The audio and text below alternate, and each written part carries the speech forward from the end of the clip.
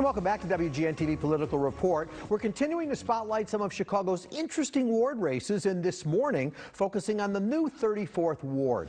Facing a corruption trial and health issues, longtime 34th Ward Alderman Carrie Austin is leaving her post this spring. Coupled with the loss of population on Chicago's South Side, the ward got one of the most dramatic makeovers in the city during last year's remap. Moving from the far South Side, the ward now encompasses some still growing parts of downtown.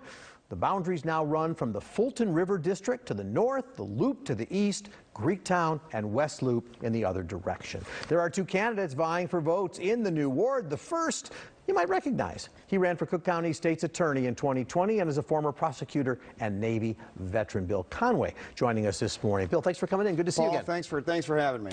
So let me just have you introduce yourself to viewers who may be voting in this ward. Navy background, legal prosecutor. Yes. Talk about, and these days, by the way, you teach finance and own a renewable energy company. Yeah, no, that's correct. You know, I also I like to lead with the fact that I'm a father of three very small children. My oldest daughter just turned 3 years old. I also have an 18-month-old and a 4-month-old. In fact, since that state's attorney's race, I went on a deployment to Germany. I was senior intelligence director at European Command headquarters there.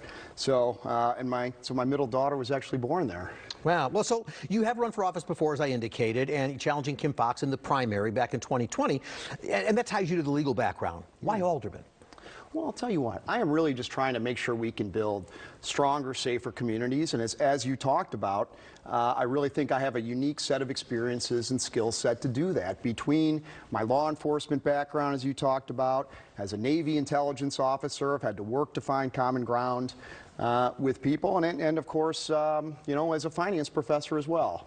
So, as you know, crime is the #1 issue in everybody's mind. We're seeing it talked about a lot in the mayor's race, and you've indicated that it's also your priority in terms of public safety as well. So, what do you do to fix the problem? Well, you know, it's really, you have to be focused on what we can do from a law enforcement perspective and what we can do to get after the root causes of crime. You know, we look at, from a law enforcement perspective, you know, clearly we have to first make sure that our police officers have the resources they need to fight crime. And I can tell you what I will do very early, you know, day one, frankly, when I get in office, is work with the commanders of the 12th and 1st District and make sure that they really have the resources they need based on what I can provide in my aldermanic budget.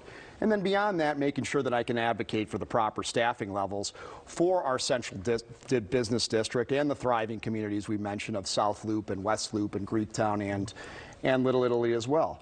But, you know, the police aren't the answer to all of our problems. We have to make sure that we're getting after homelessness and bringing good jobs here in Chicago and mental health. You know, I think we can do a lot on mental health. You know, you've heard a lot of talk about the mental health clinics that were closed in the last 10 years in the city. We've gone from 12 mental health clinics to 5 in a 10-year period. And if we got to see if we can reopen those. But if not, we have to investigate a mobile mental health solution where we can really meet people where they are, make sure people are getting proper prescriptions and treatment, and I think that will help make our neighborhoods safe as well. And of course, these things all cost money. There's a lot of new development, you've been indicating that, happening towards the West Loop, but there's still concern about the South Loop's recovery from the pandemic. So as alderman, how do you balance representing those two diverse areas? Well, you know, it's no secret that, you know, you talked a little bit about our central business district and in the South Loop, is that every city in the world has to rethink its central business district. It can't just be a place where people work, but they have to be able to live and eat and shop, and Chicago is certainly part of that.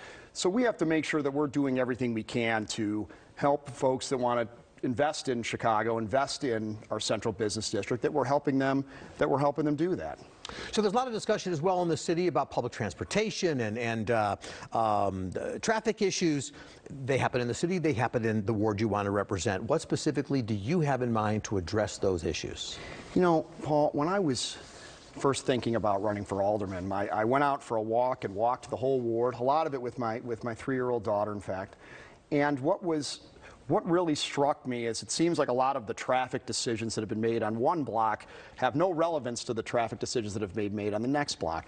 You see bike lanes that just stop. You see sometimes the bus lanes in the loop, you know, seem to stop for no reason. So we need to make sure that we are, either through a traffic study or something else have a cohesive solution for traffic. And also something else I'll tell you is that getting from the West Loop to the Loop is a very difficult proposition. And I'm someone that I often will take my kids to Mary Bartolome Park to play in the playground there, and I will be pushing a baby stroller across the highway. And that is or across the bridge over the highway, and you have cars that are going right onto the exits, and that is a very dangerous proposition. So we have to be mindful if we can have a solution where people can get where they need to go, but yet we make sure that people can do that safely. So that's obviously a major project as well. I know you also wanted a new high school in the ward, and that had been planned at one time. $70 million had been budgeted for it, but that got shot down. Yeah. It had to do with location and other things. So how do you, in these tough financial times, revisit the topic of bringing in a new high school? Well, one reason that the West Loop is such a great place to live is that we have a wonderful school there in Skinner Elementary. And and that has attracted a lot of young families to the West Loop. And as those kids get a little older, as young families become high school age families, I want to make sure that they have a school that's commensurate to go to, in that area. And just finally, the tone of City Council has been very contentious. What do you plan to bring to it? How do you plan to interact with fellow aldermen and a new mayor, or existing mayor? Well, that's really why I emphasize my background as a veteran. Working in the military, you get the opportunity to work with people that are not like you, different objectives than you, and you have to find common ground with them, one way or the other, because failure to complete the mission is not an option. And I am confident that whoever is representing the other wards, whoever the mayor is, I will be able to find common ground with that person. All right, Bill Conway, good luck on the campaign trail. Going after the 34th ward, we'll be following that, and I wish you luck. Wonderful, Paul. Thanks for having me. And thank you. Up next, more on the race for the new 34th ward. We'll tell you about the other candidate on the ballot when we come back. Stay with us.